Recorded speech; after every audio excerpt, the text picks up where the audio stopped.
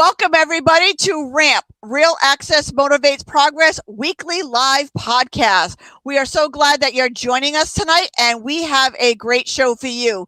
Tonight, we have Erin Scott with us from the Izzy Foundation. Welcome, Erin. Glad you could be with us tonight.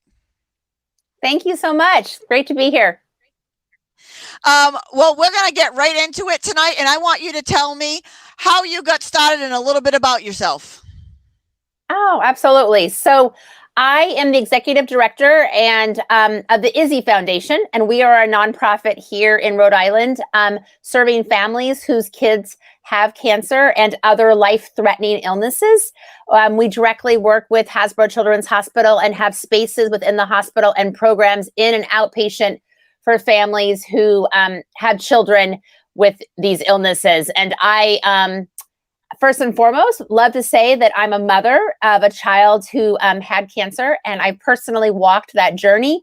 And I think it's that story of my life, which is now almost been 25 years ago, that really has put me in a place where I enjoy supporting and helping families from really the day of diagnosis, whatever that is, throughout their medical journey, throughout their crisis, and then be there, from the day to day, and then, throughout the outcome, whatever that is. So we do survivorship and bereavement support as well.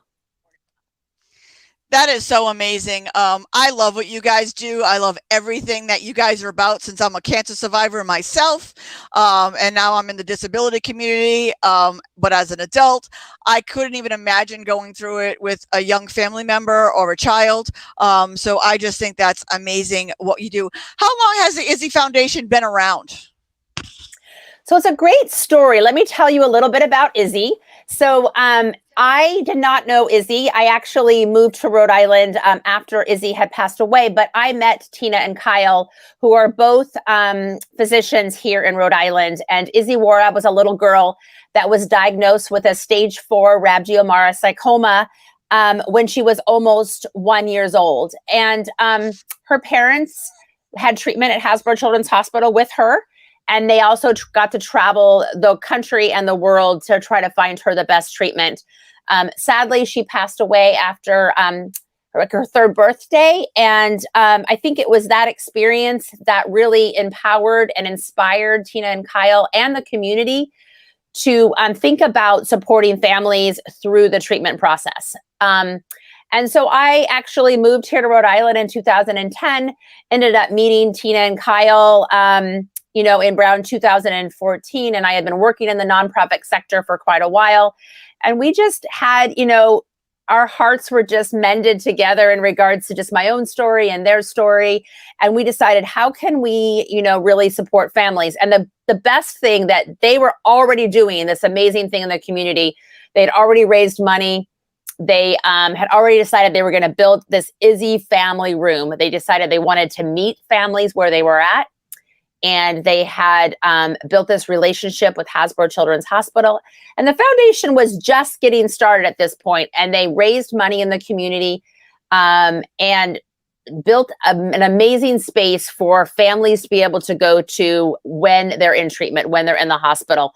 That room opened in 2014, and we have just been going strong since. I was a volunteer back then and didn't think I was going to get back into working. I was going to take a little bit of a break and raise my family. But, when you love what you do, you love what you do. And so we started creating programs and activities in the Izzy room and just really hearing from families and really just decided to develop these programs in the room so that we can support families throughout their treatment. That is truly amazing and inspiring. And the Izzy room is absolutely gorgeous. Give us your website so we can show the viewers a little bit how to navigate around your website so they can see all of the wonderful things that you're doing. Absolutely. So the website is www.theizzyfoundation.org. Well, look at that. This is actually a picture that you're seeing here of the new room that we opened up at the surgical waiting room that was opened in 2019. And then we have the Izzy room that was opened earlier than that. So this is actually a space that you can go to on the second floor of Hasbro Children's Hospital, where families can wait in a comfortable setting while their children are having surgery. So, and then we have the Izzy family room, which you can click on here. These are the spaces that we have. So this is the Izzy family room, which is a lovely space. Look at it's purple, Izzy's favorite color. And it really was created so that families can get away from their hospital setting and feel like they're just in a home environment. This space has tables and chairs and computers to go onto and books. And we have, not so much right now during COVID, but I'll tell you about how that's kind of transforming and how we're still supporting families even through this hard year. But we have coffee and meals every day for families. Snacks and hygiene kits and anything that a family might need when you think about what's in your own home is right here in the Izzy family room for families to access while they're there. How does that, tell me a little bit about how the Izzy room gathers its food and the coffee and everything. Is it all done by donation?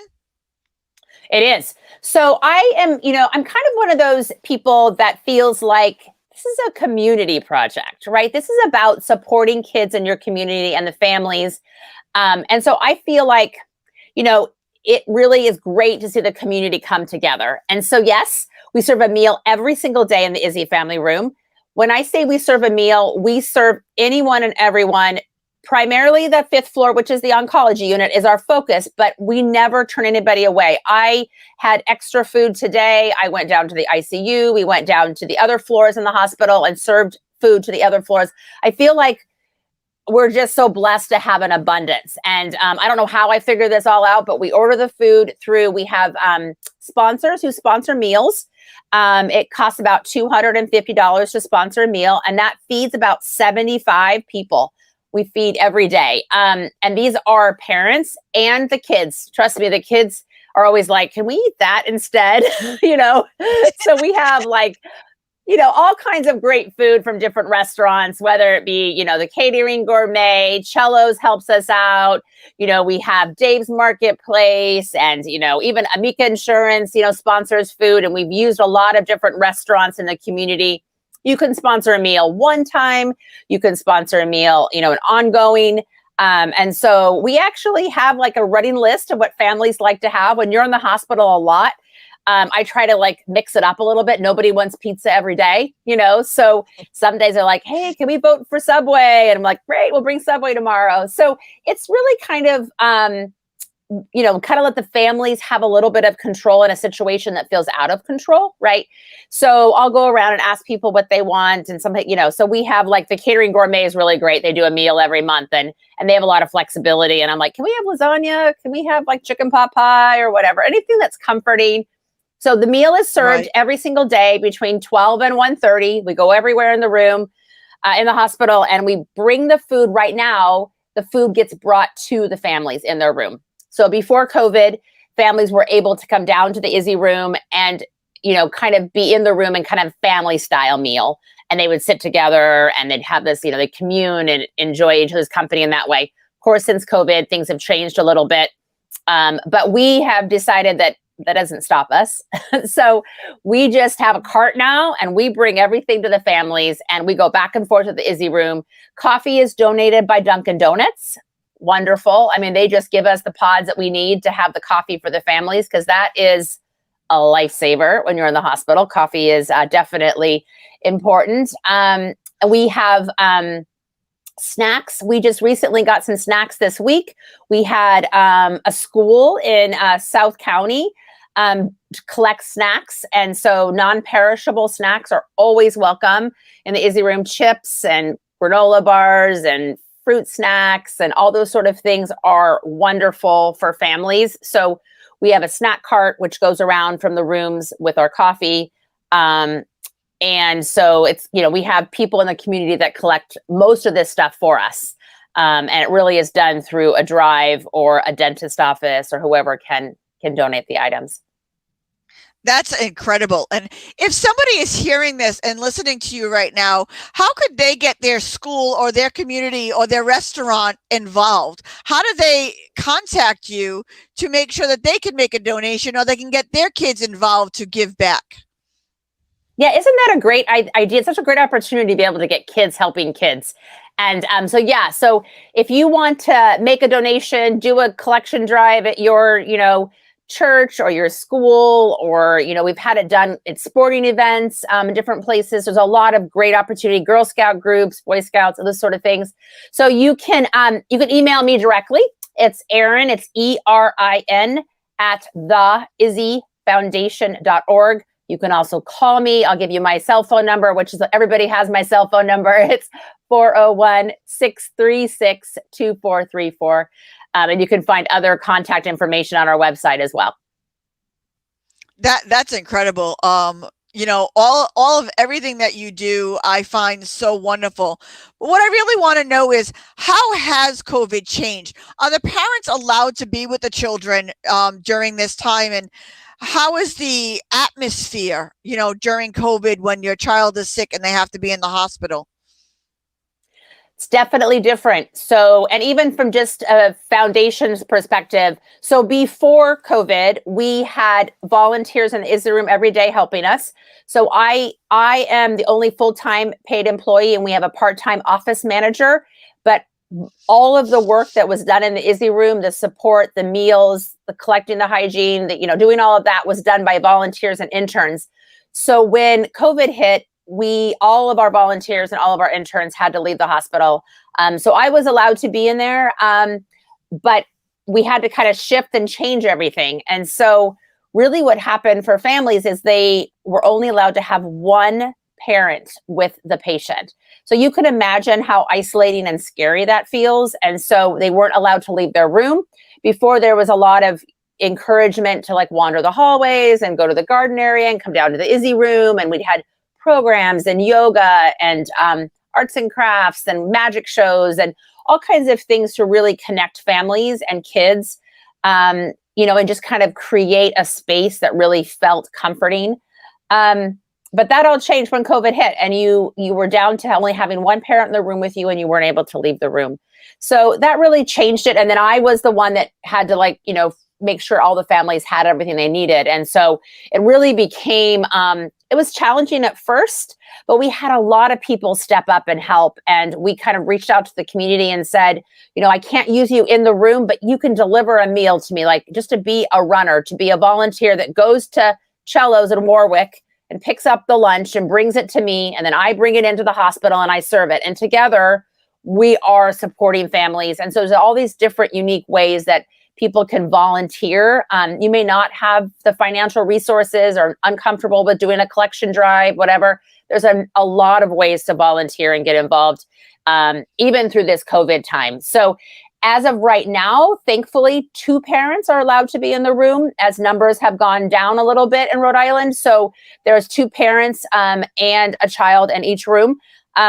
What's that done for us is that we've had to increase our meals. That's great. It's a good problem to have, to be able to say, I get to feed 2 parents instead of 1.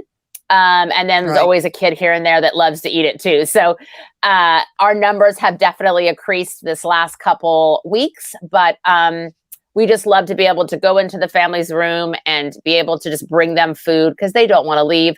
There actually is not, if you don't know, a cafeteria at Hasbro Children's Hospital.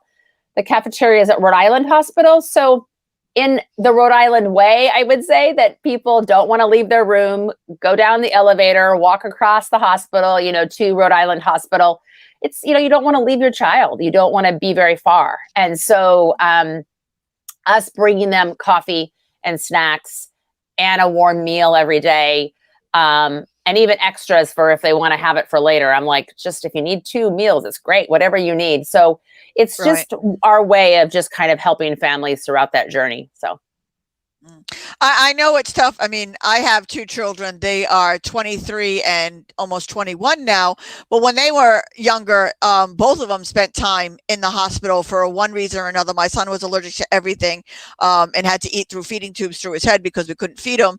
And my daughter had, the whole gastric things going on. Knock on wood, nothing overly serious and life-threatening. But I remember never leaving their side, never leaving the hospital room. because I wanted to be with them. Now, are the parents able to, well, one, when it was only one parent, was that parent been able to leave and come back or switch off with the opposite parent? Or was it the same dedicated parent at all times and they couldn't leave the hospital? No, there was options to be able to switch off to kind of tag team.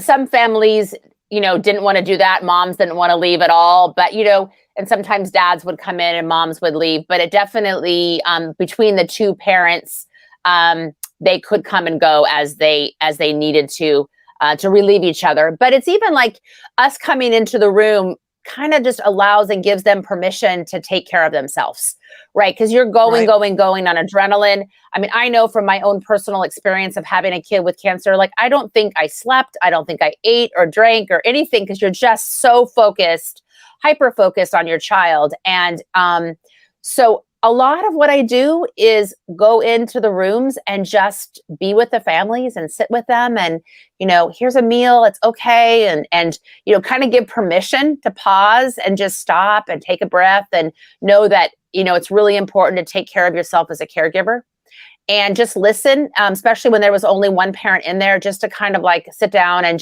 listen and how are things going, and maybe bring, we bring, arts and crafts for parents. We bring arts and crafts for kids, Play-Doh, any of those sort of things that kind of help distract you and keep you entertained while you're in the hospital for a long time.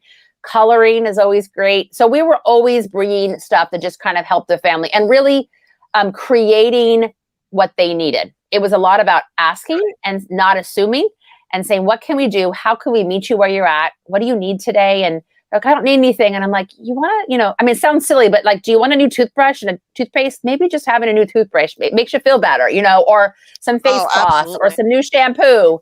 It just makes you feel better. Yeah. I love the way you say that you ask, because so many times when you're going through a sickness or you're going through something, people will say, just let me know what you need. Well, 90% of the time when you're going through it, you don't know what you need. You don't know what to ask for. And you just kind of like want to roll in a ball and cry about it. And you don't know how to.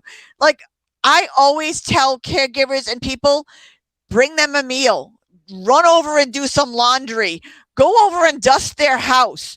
They may not need it, but just knowing that you're just coming in and doing it makes all the difference in the world. Don't let them reach out to you. Ask, donate, give of your time, because most of the time, like I said, I know I'm a cancer survivor. When I ended up in a wheelchair, I didn't know most of the time what I needed or what I wanted or whatever. I just needed somebody to be there and just to do it where I didn't have to think about it. So I love the fact that you go in and you give them ideas and you just do without, waiting for somebody to ask you. I think that's amazing. And it's unique to everybody, right? No, go ahead. It's unique to everybody too. So I can't predict what one person might need from one room to the next room to the next room, right? And so it's going into each room and just saying, I'm here for you. What do you need today? And not assuming that I know what they need or where they're at, and be able to offer and just encourage, and know that they're important too. And I think that's really where we kind of, we talk about that a lot. Like, and how about, they might say no to a meal, and then I feel like I'm selling them. I'm like, oh, how about some water? That might just start there. And then you give them a water and they're like, maybe I am hungry. That smells pretty good. I'm like, yeah, you can have it.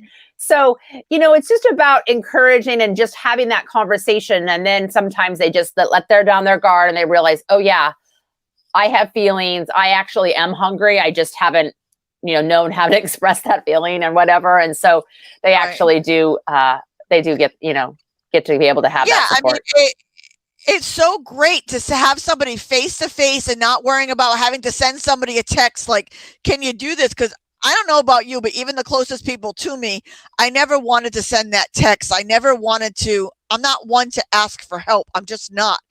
But if somebody showed up at my house, I wasn't going to turn them away. You're already there. Okay, go dust something. Go do my laundry. Go take my dogs for a walk and give me 5 minutes. You know what I'm saying? But just having your face there and letting somebody know that you're here just for them. What do you want? I think that is such an amazing thing that you're doing. Has things turned around now that COVID is not lightening up, but getting a little bit better and there's two parents, is there a little bit more of it? I mean, it's not an ease when you're in the hospital, but you know what I'm trying to say? Like, is it a little bit Yeah. different atmosphere? Yeah, it definitely is. I think that it's, you need your support systems through these really challenging, stressful times, regardless of what the health issue is, whether it's an appendix that's going out or whether it's a broken leg or surgery or anything that's happening. You need your support systems, and the patient, the child, wants both of their parents if they can have that. So definitely can sense that there's this shift that's happening and families are feeling a little bit more supported.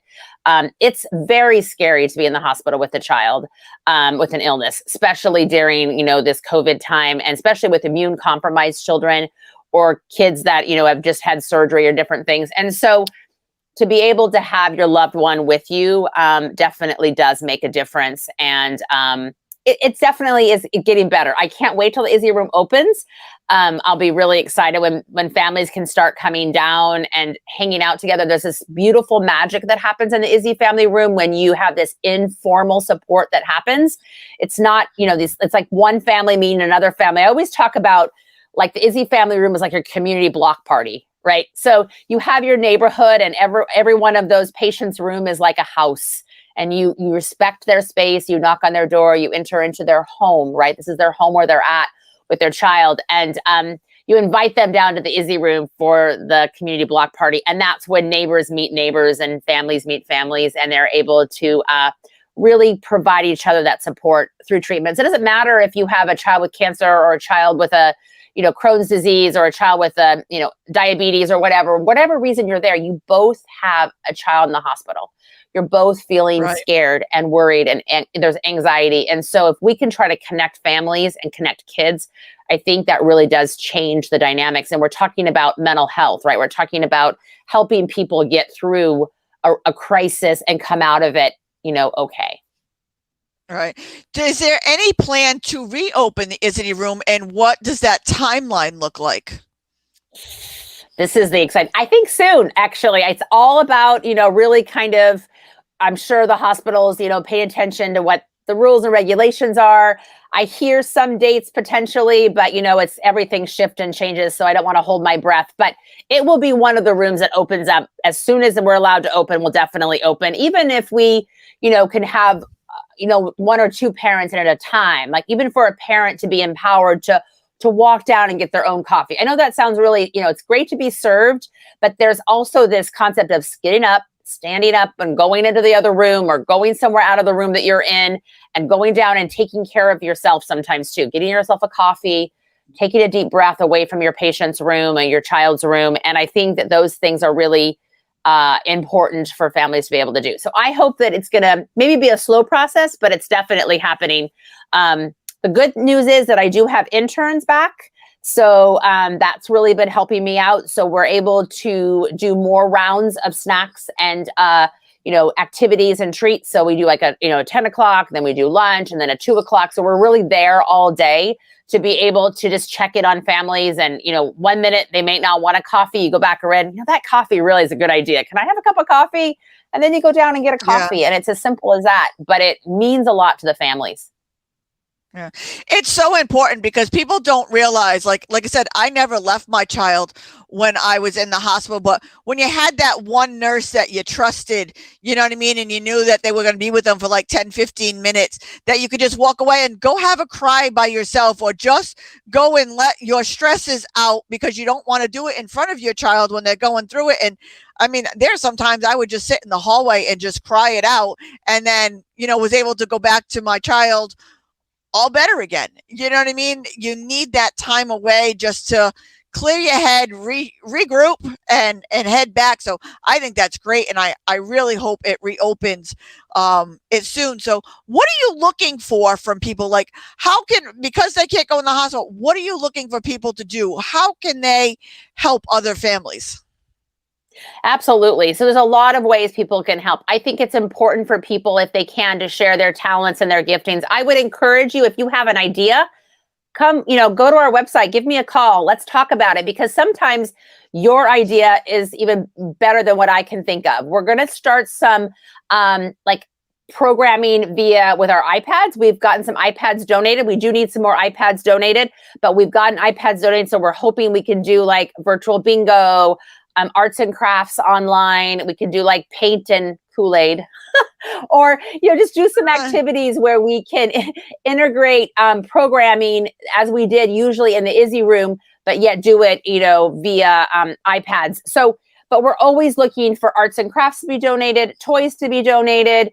We have a wish list on our website. I'm happy to email you as well if you want to have some specifics or have some conversation about that. Snacks are always, like I was mentioning before, the hygiene kits and or hygiene items, and the snacks are great. So volunteers are always needed in the sense of, for right now, I need delivery drivers every day to pick up the lunch and bring me the lunch. That little bit is just so helpful. It's contact. I meet you with a mask on. You can have a mask. We'll meet in the circle. I'll put everything on a cart. We'll say hi. We'll get a few pictures if you want to be, in our social media. And then I can go about and deliver the food. That little bit helps me, especially when I'm there by myself all day to get in my car, go get the meal, come back. It just takes a little bit a lot of time. So those little things help me. If you have, a talent or a resource, or you want to join, we have, we are going to have events this year, which are going to sustain our programs. We have a golf tournament and a gala that's coming up.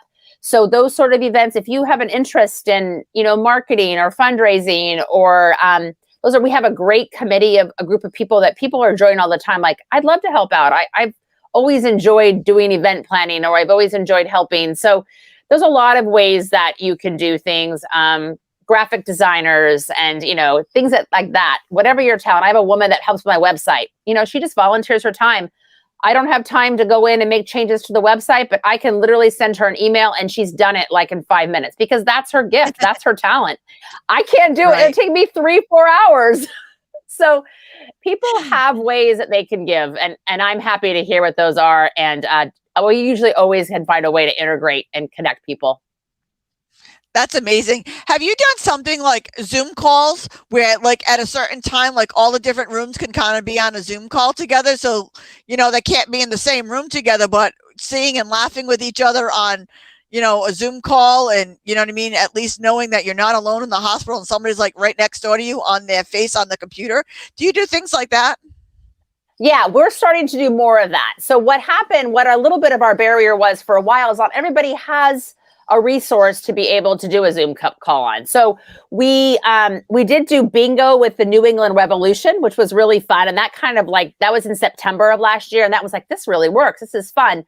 But then we found out that a lot of families didn't have an iPad. And so we started doing a collection drive for iPads so that families can be able to borrow an iPad.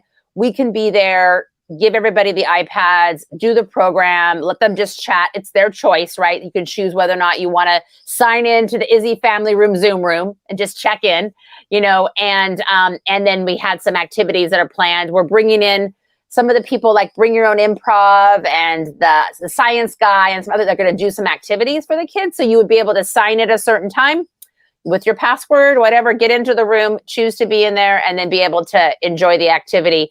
And we're trying to, we're working on that now. It's actually in the works, and we've done a couple of programs and it's worked out really well. So families kind of like a test pilot it and see if it's going to work. I mean, ultimately, I wish we all could be in the Izzy room, but we're going to go with the flow and make it work. So it's so far so good. I'd like to get a few more iPads so I don't feel like I'm, excluding anybody. It's really hard to say I only have, 5 iPads and there's 10 patients in this pod or whatever. So it really would be nice to be able to offer more, but we are working on that. And so if you have ideas too, like I've had artists and musicians come and say, hey, we'll do like a teach you how to play the ukulele, or it's amazing what people can come up with. And I'm really open to new ideas like that. Oh, that's incredible. I love that. Is there a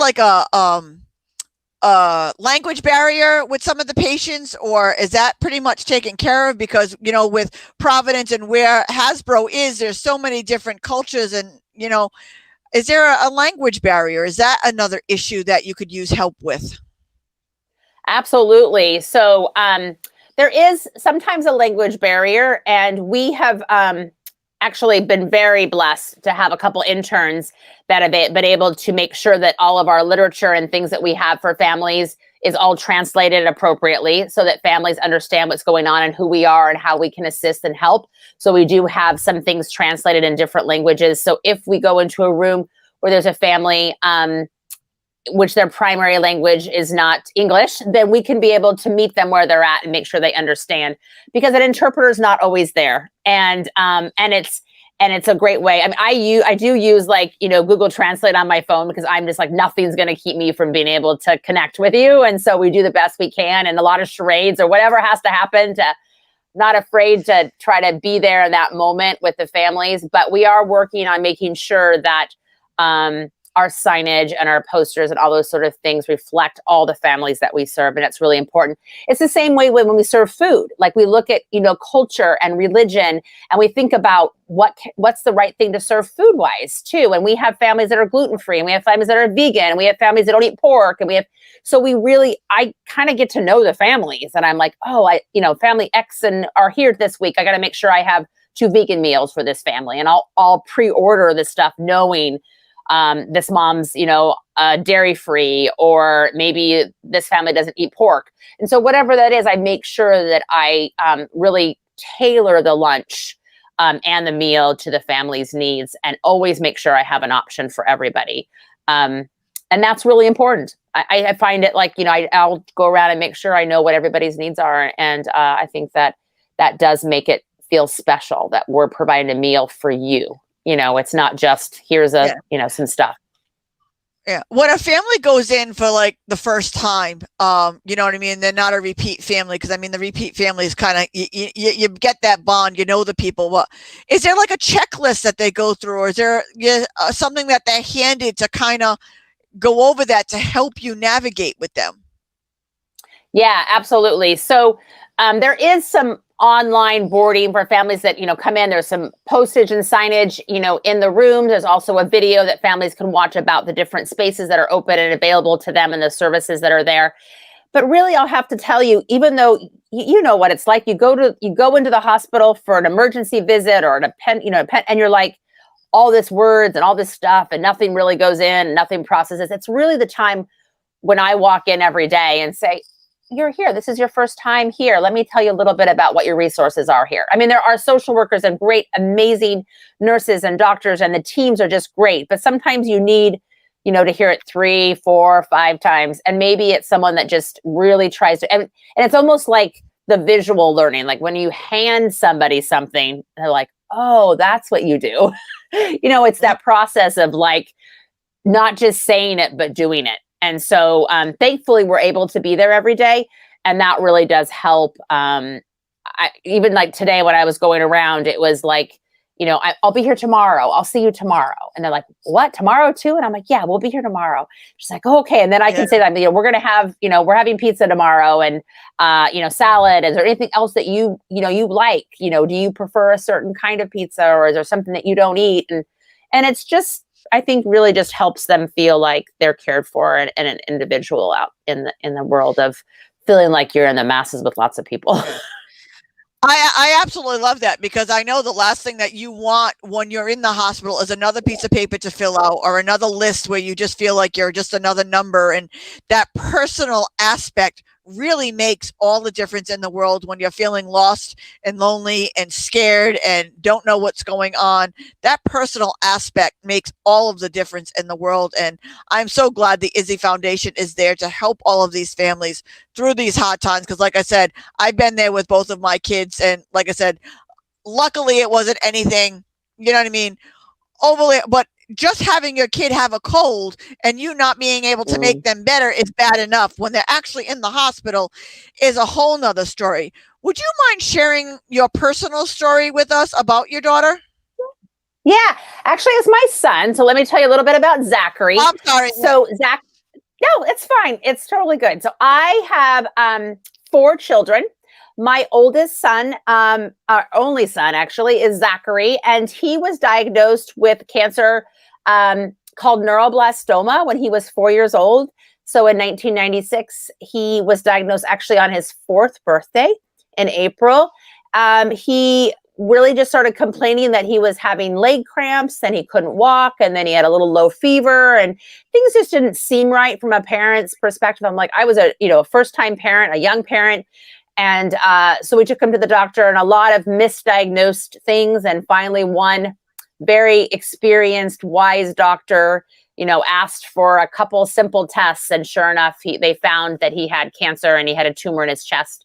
So we went through 2 years of treatment, and we did, chemotherapy and radiation and many other, kind of special alternative kind of treatment plans that ultimately didn't work out. Zachary did die from his cancer at the age of 6. And I think it was during that experience that I decided that I wasn't going to waste my suffering, that I had never been introduced to the world of pediatric cancer before that. I had heard about pediatric cancer. I had watched the St. Jude's commercials, but never really like connected to have it be a personal. And I'm like, here I am. And my firstborn, my only child, has cancer, went through treatment, and then passes away. And I remember being in that moment thinking, I'm just not going to waste this. I'm going to make this a better place and make this easier for everybody else. And so at that time, literally within like about 6 months after the death of my son, I started helping families in the hospital, started working with pediatric oncology families, not at Hasbro, but at a different hospital that I was at out west, and created a nonprofit, developed, did all the first things, built a website, developed a board, learned all about nonprofit management, and, really created programming for families, and really just the same way we're doing now, meeting families where they're at. Great medical hospital, great treatment options, but there is this psychosocial part that was lacking, and we wanted to come in and help with that. So I just did that, and then did that for years, moved to Rhode Island and started doing it again. So it's been really an honor to be able to represent Zachary in a lot of ways. And I feel like he's with me always. I'm so blessed to be able to raise 3 wonderful daughters now. So I have a 20-year-old and almost, believe it or not, almost 18-year-old and almost 16-year-old. So all born after Zachary died, but they have a brother in heaven, and they're able to use that and the things that I do to inspire them to help others. All of my kids are involved and helping other kids in different ways and helping the community. And I think it's really important that these things that we go through, they shape and they help us be better people and think about others and have empathy. And I think that's the beautiful thing about these challenges that we go through, is just to make the best of them. I think you have hit the nail right on the head, because I'm the same way as you. Is when I had cancer and when I became paralyzed and ended up in the disability community and didn't know anything about it, sharing my story, if sharing your story can help one family or one child or one other person get through a moment that they didn't think that they were ever going to get through, it makes what you went through worth it.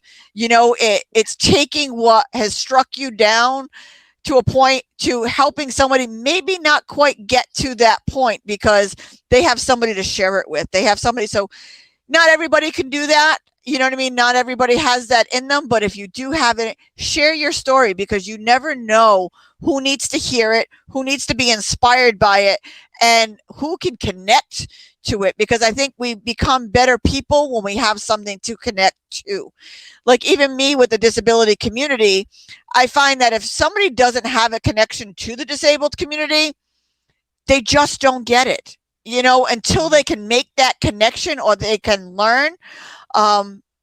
They can't make that connection. And with a child with cancer or a family who's gone through cancer and loss and suffering, to share that story with other families is the most powerful thing that you can share. And the easiest thing, it's free. You're just telling your story. That's right. And I think that's such beautiful, even things that we do outside of the Izzy Family Room, because we do academic scholarships for kids with cancer and their siblings. We do the bereavement support group, which I run, and we do a caregiver support group. And it's those moments when you're in these care groups, and we have a teen, I have a junior advisory board, when everybody comes together and shares their story, like automatically support kind of happens. You're like, you meet people and you're like, wow, they look at me and they think, well, my child just died, maybe last year or something, they might say, and they see me and they're like, your child died, 20 plus years ago, and you're okay. Like, that gives them hope to think that I can get through this really difficult time.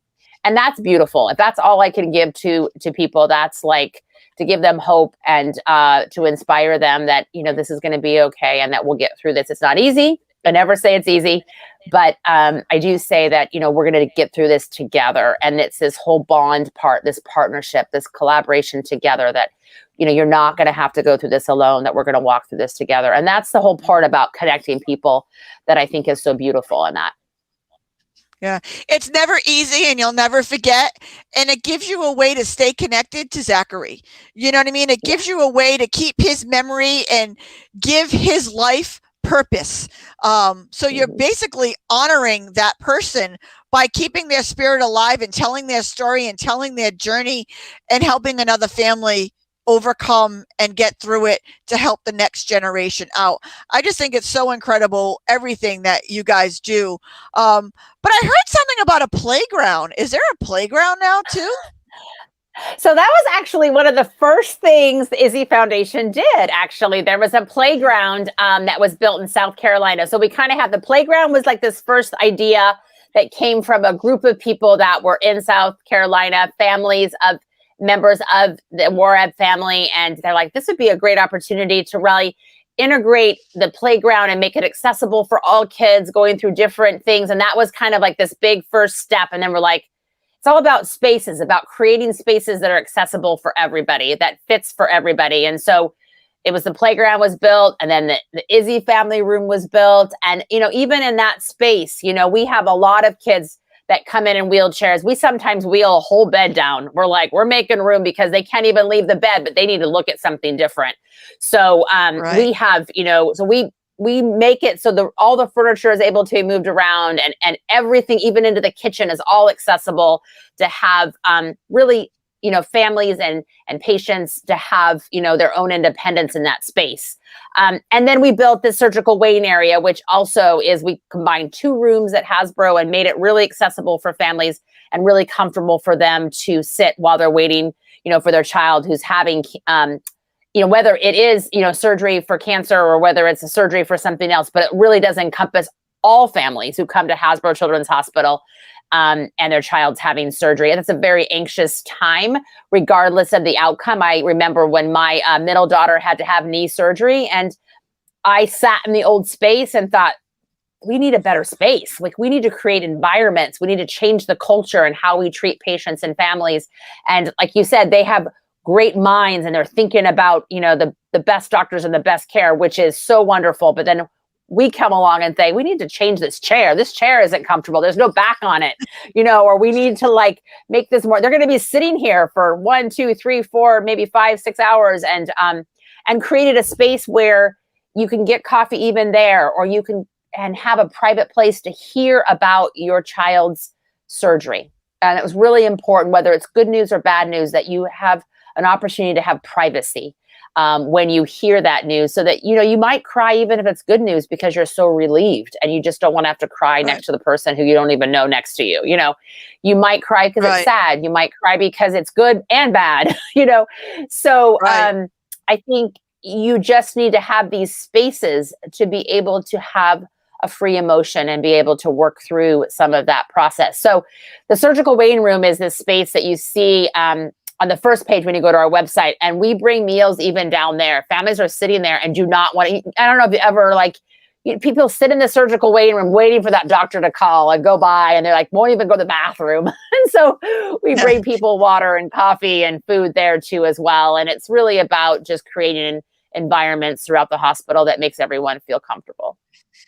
And I'm sure the parents who are sitting there kind of interact with each other, you know what I mean, and kind of comfort each other when they're sitting there, because like I said, I know myself, you sit there and you look at the board and you watch the board, and the minute you get up, that's when they're going to come looking for you. So it's like, you don't want to leave. Yeah. Yeah. And thankfully we were able to get a patient coordinator in that room too. So now we have a person in there that really does change the dynamics of how the room was. Before, it was, you just kind of watch this board, but now you get to check in with a person and that person will, keep, like if you just want to go run to the bathroom, they're like, it's okay, I'll wait the doctor wait so you don't, miss anything or whatever. So we're really working on changing a few of those things, and it's been a great relationship with Hasbro. They've been so wonderful to entrust us with making some changes to some spaces. And they've been so great to like work with us and help us. And we've been, we brought in a designer from New York who really has a real keen eye for creating these sort of, rooms that just give a different feel, that don't feel like a hospital and really do provide. You could even see like the way we have the room set up, the way the furniture is set up. It was all very mindful. We thought about all these little details, the colors and all that sort of stuff. So it's attention to detail is important, because environments are important, and where you experience some of the most stressful and anxious things in your life, you'll remember maybe what chair you sat in, or who brought you water, or who sat and talked to you, or who talked, and those are important pieces in people's journey. Yeah. I remember sitting waiting for my son to come out of one of his surgeries and staring at this dirty coffee hole in the wall. And while the doctor's talking to me, my mind was just focused on like, we're in a hospital and there's a dirty hole in the wall. And I'm like, he's giving me this information, and so I get that there is the space, and you do remember, it's crazy, but you focus on something because you need to have something to focus on at the point. So it's so great that these rooms are all done and mindfully and pleasantly, and there's no more holes and there's no more stains to focus on. But so true. So please give us again the website and how people can contact you, because it's so important that people get in contact with you. Yes. So our website is www.theizzyfoundation.org. You can call us on our main line, which is 401-331-4999, or my email is Erin, ERIN, at theizzyfoundation.org, and my cell phone is 401-636-2434. Call anytime, reach out to us anytime you have ideas, resources, gifts, anything that you think that you can do to help the foundation. We'd love to hear from you and your ideas to really make this program and these activities really sustain in the future. And like she said, if you don't have the monetary value to donate, find somebody who can, or go run and pick up the food donation for a couple of days, or, try to get a school to donate some snacks and stuff like that. Just because you don't have the money doesn't mean you can't help, and doesn't mean you can't volunteer. So make sure you reach out, make sure you go there. And also I want to say that the Izzy Room is a proud, supporter of the Red Bag Initiative. And now there will be red bags in the Izzy Room for the families, carrying all of your medical information that's non-tech based on you at all times. If you want to donate some of these red bags, reach out to me at www.rampisinclusion.com, and I can tell you how you can donate and make sure that the Izzy Room always has these medical bags on hand for the children and their families, to make sure that everybody's covered when they leave the hospital, and they go back out into regular life, that they're covered and their information is updated, and that all of their needs are taken care of. So make sure you reach out to me or Erin, and we will make sure that we get some of these red bags to you to donate to the Izzy Room. But really, reach out to Erin, reach out to the Izzy Foundation. They do so much for so many families at the worst times of their lives. It is so hard to watch your child sick, never mind being in the hospital, and being in the hospital during COVID is just one of the worst things that you could possibly do with your child right now. Thank you so much, Erin, for joining us tonight. Thank you for all that you do. Thank you for the Izzy Room and the Izzy Foundation for all that they do, and let us know how we can help, and keep going. But thank you so much for everything that you do. It's been a pleasure talking to you tonight and sharing your message and your word and all about you. And I'm so honored to call you my friend. Oh, thank you. It was so wonderful. Thank you for letting us share my personal story and journey and sharing about the Izzy Foundation. It's great. So thank you very much. And we will be in contact and we will be talking to you soon. And make sure you all tune in next Wednesday night live, where we're going to be talking to a wonderful friend of mine who happens to be in a wheelchair and navigating the world that way, but she's also a sportscaster and she's in the sports world. So not only is she a woman in a wheelchair, but she's also in the sport world. So you definitely do not want to miss next Wednesday night at 7 o'clock. Join us here on RAMP, Real Access Motivates Progress, on the Coalition Talk Radio. Thank you and have a great week. Be blessed and give when you can.